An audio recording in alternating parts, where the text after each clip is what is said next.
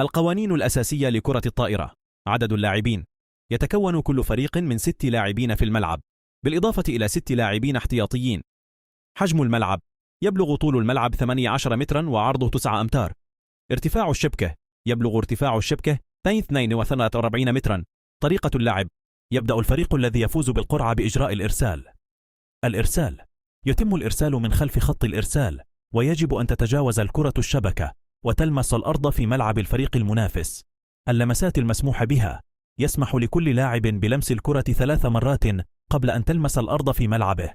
النقاط: يتم تسجيل نقطة عندما تسقط الكرة في ملعب الفريق المنافس، أو عندما يرتكب الفريق المنافس خطأ. نهاية المباراة: تنتهي المباراة عندما يصل أحد الفريقين إلى 25 نقطة مع فارق نقطتين على الأقل.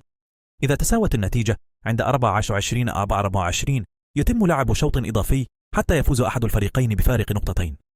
بعض القوانين الإضافية لكرة الطائرة: اللاعب الحر: يسمح للفريق بتسجيل لاعب واحد كلاعب حر.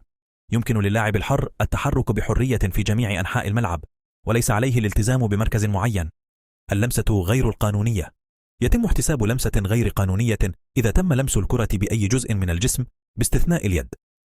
الخطأ الفني: يتم احتساب الخطأ الفني إذا قام اللاعب بإجراء أي حركة غير قانونية، مثل لمس الكرة أكثر من 3 مرات أو لمس الشبكة. الخطأ التحكيمي: يتم احتساب الخطأ التحكيمي إذا أخطأ الحكم في تفسير القانون. الهدف من لعبة كرة الطائرة هو تسجيل نقاط أكثر من الفريق المنافس عن طريق ضرب الكرة فوق الشبكة وجعلها تسقط في ملعب الفريق المنافس.